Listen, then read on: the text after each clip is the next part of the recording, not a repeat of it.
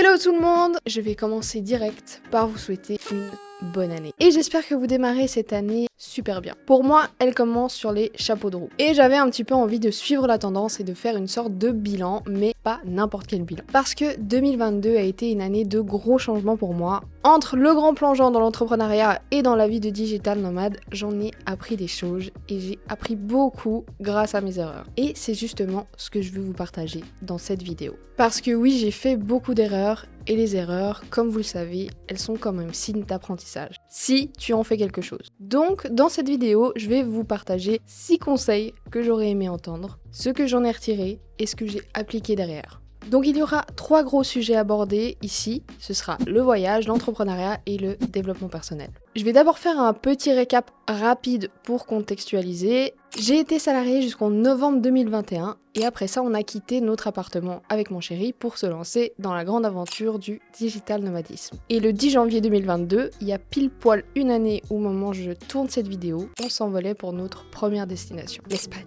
Et ça y est, on était lancé dans l'aventure avec notre maison sur le dos. Bref, 2022 a été une année placée pour moi sous le signe du challenge et du changement. Avant de vous partager les 6 conseils, pensez à vous abonner pour ne rien louper des prochains contenus qui sortiront. Évidemment, ça soutient la chaîne. Conseil numéro 1, fais-toi ta propre idée. C'est le plus dur quand tu te lances dans l'inconnu, que ce soit le voyage, l'entrepreneuriat ou encore le couple, tu trouveras toutes les infos possibles et imaginables. Par exemple, pour le voyage, j'ai entendu tellement de choses. Ouais, vous verrez, le Maroc c'est comme ça, ouais, vous verrez, l'Indonésie c'est comme si. Que ce soit ton entourage qui te dise ou que tu trouves des feedbacks dans des vidéos sur YouTube, peu importe, tu auras un tas de versions et de visions différentes. Parce que chacun a sa propre vérité. Alors avant de t'arrêter sur ce que tu entends des autres, va voir par toi-même. Et là, tu pourras te faire ton propre avis. Il y a une phrase que j'ai entendue et je ne sais plus de qui elle est, mais elle est très pertinente. La vie des gens, c'est la vie des gens. Point. Et c'est pareil pour l'entrepreneuriat. Il n'y a pas qu'une seule façon de réussir, il n'y a pas qu'une seule façon de s'organiser et il n'y a pas qu'une seule façon d'être productif. Ce qui m'amène au conseil numéro 2, teste. Sur internet, tu vas trouver des tonnes de conseils pour gagner en productivité, pour t'organiser, pour faire des vidéos, pour lancer ton business en ligne. Bref, tu vas trouver toutes sortes de stratégies. Et c'est génial! Parce que quand tu sais pas forcément par où commencer, ça te donne un point de départ. Mais ce n'est pas parce que quelqu'un a utilisé cette stratégie qu'elle fonctionnera forcément pour toi. Je te donne un exemple sur l'organisation et la productivité. 2022, j'étais naze en productivité. 0. Alors j'ai essayé de me former, j'ai regardé des vidéos, j'ai testé des méthodes différentes que j'ai pu trouver sur internet. Et après une année, j'ai finalement trouvé ce qui fonctionne pour moi. Typiquement, pour te donner un exemple, j'ai testé la méthode Pomodoro et je la déteste. Pour rappel, la méthode Pomodoro, elle consiste grosso modo à mettre un minuteur. En général, c'est 25 minutes, ça peut être 45 minutes. Tu restes focus pendant cette période de temps et au moment où ton bip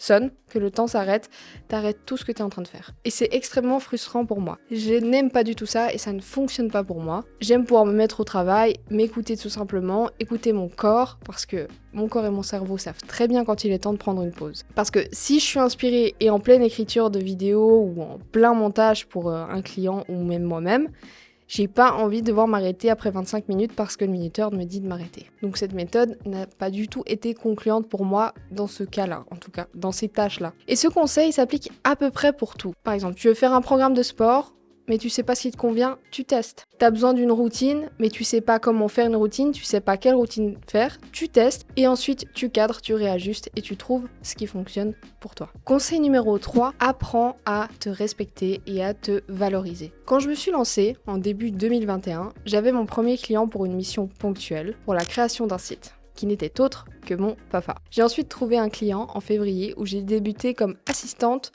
/ community manager avec eux et ensuite j'ai dérivé dans le montage vidéo avec eux. Après mon papa, c'était donc eux mes premiers vrais clients long terme, qui n'incluaient pas l'entourage. Étant donné que c'était mes premiers vrais clients, je me sentais redevable. En gros, comme j'avais pas beaucoup d'expérience, le fait qu'ils acceptent de travailler avec moi, pour moi c'était comme si j'avais de la chance et donc je me comportais comme si je leur devais quelque chose. Alors oui, je suis extrêmement reconnaissante, j'ai gagné en expérience, mais j'ai pas fait la part des choses. J'ai pas posé de cadre, je n'ai pas posé de limites et la relation s'est dégradée au fil du temps. Parce que je ne savais pas forcément dire les choses, j'avais peur, j'étais un peu dépendante d'eux, puisque c'était mes seuls clients. Et donc j'ai laissé mes valeurs au placard, ce qui m'a valu de finir par être malheureuse alors que je faisais ce qui me passionnait, le montage vidéo. Alors si je devais te donner un conseil, ne sois pas dans cet état d'esprit de j'ai besoin de mon client, mais plutôt mon client a besoin de moi et de mes compétences. Cet état d'esprit te permettra justement de ne pas être dans un état de besoin et donc par conséquent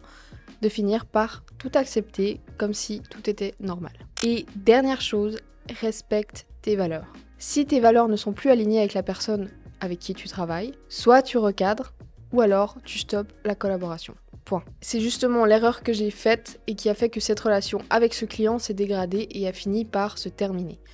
Parce que je ne respectais pas mes valeurs, je n'avais mis aucun cadre et du coup, nos valeurs ont fini par ne plus du tout être alignées. Conseil numéro 4, arrête d'idéaliser les gens. Ce fameux premier client dont je te parlais, c'est quand même quelqu'un, entre guillemets, d'influent dans le monde du business en ligne. Et forcément, au début, tu te mets de la pression. Tu te dis, waouh, je travaille avec cette personne, j'ai de la chance, faut pas que je merde, etc., etc. Ce que j'ai fait, c'est que j'ai tout fait pour aller dans leur sens. Pour mon chéri, ça a été aussi un apprentissage cette année, parce que lui aussi a travaillé avec une grosse tête publique aussi d'Internet en France, et pour lui, ça a été une grosse déception en rentrant dans cette entreprise, de voir l'intérieur du business et de leur management. Ce que je veux dire ici, c'est que souvent, tu idéalises les gens. Donc, non seulement tu t'écrases face à eux, et en plus, tu leur vaux une image de personne parfaite. Que ce soit dans leur façon de travailler, de gérer leur entreprise ou dans le business. Et donc, tu poses des attentes sur eux, sauf qu'une fois au cœur de leur business, tu te rends compte qu'ils n'appliquent pas forcément ce qu'ils prônent. Et donc, coup dur pour toi, parce que déception. Et oui, tout ça nous rappelle que nous sommes des humains, et que donc, ils ne sont pas mieux que toi ou moi. Parce qu'ils ont aussi leur travers, quand bien même ce que tu peux voir sur Internet. Et ça nous emmène au conseil numéro 5. N'aie pas d'attente. N'aie pas d'attente envers rien ni personne. Que ce soit envers des clients, que ce soit envers ton partenaire, envers les gens ou encore envers des résultats, ne pose pas d'attente. Je répète, mais ne pose pas d'attente. Parce que lorsqu'on a des attentes, on est attaché à des idées préconçues sur la façon dont les choses devraient être ou devraient se passer. Typiquement, me libérer des attentes, ça m'a permis de suivre plus facilement le cours de la vie et du quotidien en restant en accord avec le fait qu'il y a des hauts et des bas, qu'il y a des choses qui se passent super bien et d'autres qui ne se passent pas bien ou qui ne se passent pas du tout. Tout ça sans être affecté par les résultats.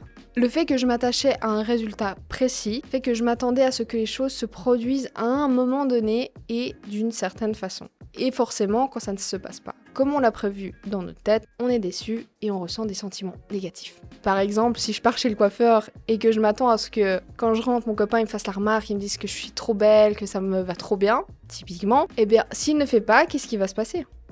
Je vais être déçue. Je vais lui faire la tête, j'en sais rien, peu importe la situation. Alors qu'au final, est-ce que c'est si grave ? Non. Et si j'avais pas posé d'attente sur sa réaction, qui est une chose que je ne peux pas contrôler, je n'aurais pas été déçue. C'est aussi quelque chose que j'ai compris dans l'atteinte de mes objectifs. Je me suis toujours fixé plutôt des objectifs de résultats, et du coup j'étais dans l'attente d'un résultat précis. Je te donne un petit exemple, disons que mon objectif c'est de faire 4 000 € par mois, ou alors je vais gagner 50 abonnés cette semaine sur Instagram ou sur YouTube. C'est des résultats sur lesquels je n'ai aucun contrôle. Et il y a trop de paramètres à prendre en compte, et donc, si j'atteins pas ce résultat, qu'est-ce qui se passe ? Je suis déçue. Je me trouve nulle, je me rabaisse, je me sens comme une merde et je me dis que je suis incapable d'atteindre mes objectifs. Du coup, pour éviter ça et arrêter d'attendre sur un résultat que je peux pas contrôler, je me pose plutôt la question, qu'est-ce que je peux contrôler ? Par exemple, pour les exemples que je t'ai donnés juste avant, au lieu de me dire j'aimerais avoir 4 000 € par mois, je vais me dire ok, dans 3 mois j'aurai signé 2 clients à X euros. Et ça, je peux le contrôler. Parce que derrière, je peux avoir un vrai plan d'action en mettant des choses en place. La prospection, le peaufinement de mon offre, de mon avatar, etc., etc.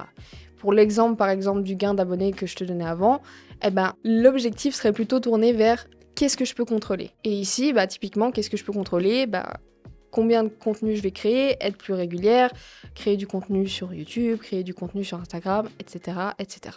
C'était important pour moi de parler des objectifs parce que ce début d'année est vraiment la première fois où je fixe des objectifs de moyens et pas de résultats. Et autant vous dire que je me suis jamais sentie aussi focus parce que j'ai une vraie direction, parce que j'ai le contrôle sur ces données-là et que donc j'ai un vrai plan d'action derrière. Donc je résume, 2023, plus d'attente sur ce que je n'ai pas le contrôle. Conseil numéro 6, pense moins, agis. On passe au 6e et dernier conseil. Moins penser, plus agir. Ça a été un gros apprentissage pour moi. Je suis de nature à beaucoup trop analyser, à beaucoup trop penser et à pas assez passer à l'action. Pendant très longtemps, je suis restée dans mes pensées, à me dire « Ah, ça pourrait être bien si je fais ça pourrait être cool d'essayer ça ». Je devrais peut-être faire ça. Bref, je restais dans mes pensées et je passais jamais à l'action. Parce que t'as beau préparer un plan sur la comète, avoir la meilleure stratégie en tête, si tu fais rien, il ne se passera rien. Je vais te donner un exemple pour que ce soit plus clair. Cette idée, c'est un concept que j'ai vu dans une vidéo de Leila Hormozi. Je te mettrai le lien de la vidéo en description parce que je vais pas rester sur le sujet 3 ans. Cette vidéo, c'est vraiment une pépite. En résumé, elle nous explique les stades de l'entrepreneur sous forme de pyramide. Et tout en bas de la pyramide, on retrouve le entrepreneur. Comme le nom l'indique, c'est quelqu'un qui aspire à devenir entrepreneur, mais qui est dans le stade du overthink. En gros, il pense, il a des idées, qui restent des idées. Donc il se passe rien. Et souvent, c'est par peur, croyances limitantes, parce qu'ils sont dans une sécurité, peut-être un entourage qui essaie de les freiner, etc., etc.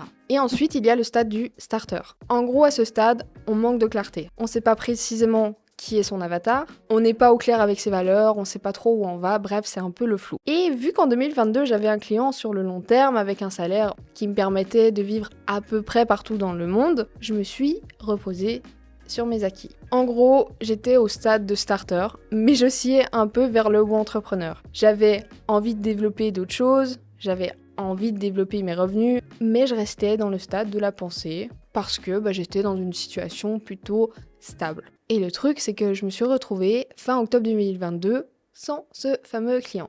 Et du coup, c'est moins drôle quand tu te retrouves sans rien. Donc là, t'as plus vraiment le choix de te dire ok, faut que je fasse quelque chose. Et c'est une de mes plus grosses erreurs de 2022. Et clairement, si à ce moment-là, j'avais pas eu la chance d'avoir mon chéri qui me prenne comme monteuse vidéo et que j'ai la chance de travailler pour lui en tant que monteuse vidéo, j'aurais vraiment été, dans la merde. Et j'aurais fini par manger mes ongles de yep, clairement. Alors, s'il y a un conseil que je te dirais de retenir, c'est celui-ci. Agis, teste et passe à l'action. Tu n'as rien à perdre. On est arrivé à la fin de cette vidéo, à la fin de ces 6 conseils. Pensez à me laisser un petit pouce bleu en l'air si ça vous a plu. Dites-moi en commentaire s'il y a d'autres sujets que vous souhaitez que j'aborde. On se retrouve la semaine prochaine pour une nouvelle vidéo et je vous dis ciao.